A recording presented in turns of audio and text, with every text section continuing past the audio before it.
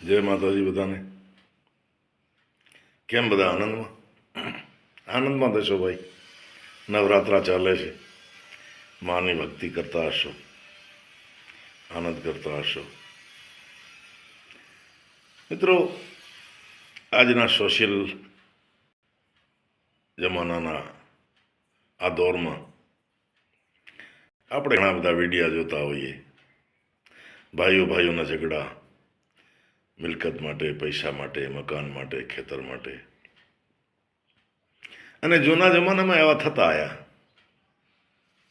ઝઘડા કરતા હોય, આ મારું છે, આટલામાં સુધી મારું છે, આ શેઢો મારો છે, આટલા રૂપિયા મારા છે. મિત્રો, મને સારું દેખાય ને ક્યાંક સારો અનુભવ થાય, ક્યાંક સારું દેખાય, તો એ વાતો હું આપની સાથે એ અનુભવ શેર કરું છું. હવે મિત્રો, આજે એક વાત કરવી છે, પણ મારા મોસાળની વાત છે અને બધી આપણા પરિવારની જ વાત કરવી એ યોગ્ય નથી. પણ મને એમ લાગે કે આ વાત આપની સાથે કરું.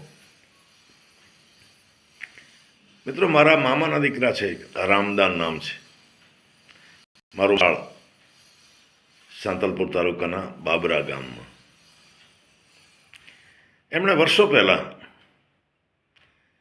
એક 7-8 એકડનું ખેતર અથવા 10 એકડનું કે 1-2 એકડ વધારે હશે કે ઓછું હશે, પણ અંદાજે 10 એકડ એક નાઈને આપેલું અઘાટ વેચાણ તરીકે.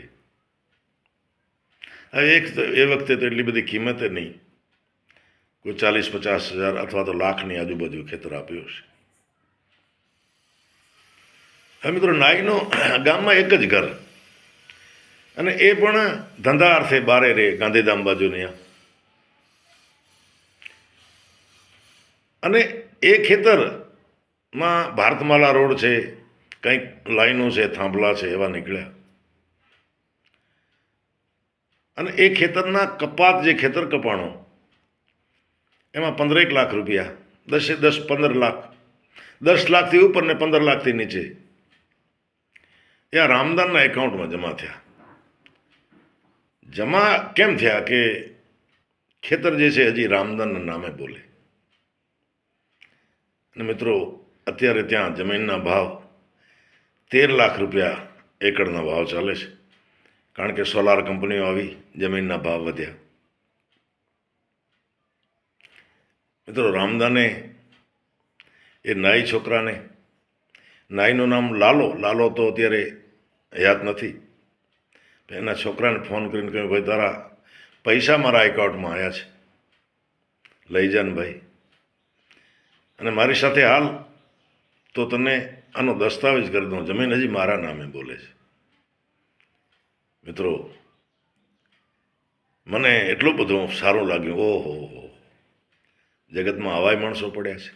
અને પાછા રામદાન જે છે એ સામાન્ય માણસ, આપણા જેવા.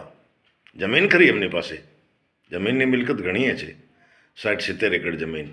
ભગવાન રોટલો સુખી આપે, દીકરા 2 છે, સારું કમાય. પણ મિત્રો, પૈસો છે ને બહુ વાલો. નનકાથી છોકરાને આપણે આપીએ ને 12 મહિનાને, એ પૈસો મૂકે નહીં. તો આ તો 10-15 લાખ રૂપિયા અને 10 એકડ જમીન એટલે સાહેબ 1.25 કરોડની.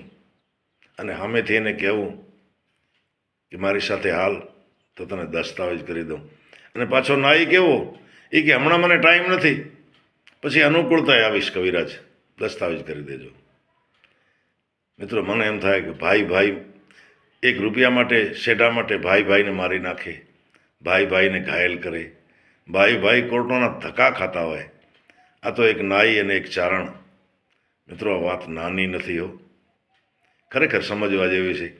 અને રૂપિયો તો કદાચ રામદાન લઈ લે તો કાલે કેવો સમય આવે, એના છોકરા તો કદાચ એનાથી હવે નહીં લે તો ડબલ કમાશે, અને લીધા હોત તો પણ કેવો સમય આવી તો ઈશ્વર જાણે.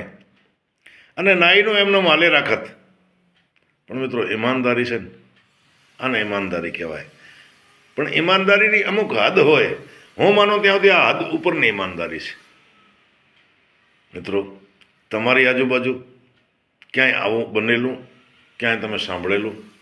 જો સાંભળ્યો હોય કે નજરે જોયું હોય તો કોમેન્ટ કરજો. અને હું ફરીને આપની સાથે માફી માંગું આપની પાસે કે આ કોઈ મારો મોસાળ છે, એમની વશીકાઈ વધે એના માટે આ વિડીયો મેં નથી બનાવ્યો. પણ આ તો હમણાં મારે જવાનું થયું અને ત્યાં બધું આ જોયું ત્યારે હું તો અચરજ પામી ગયો ભાઈ.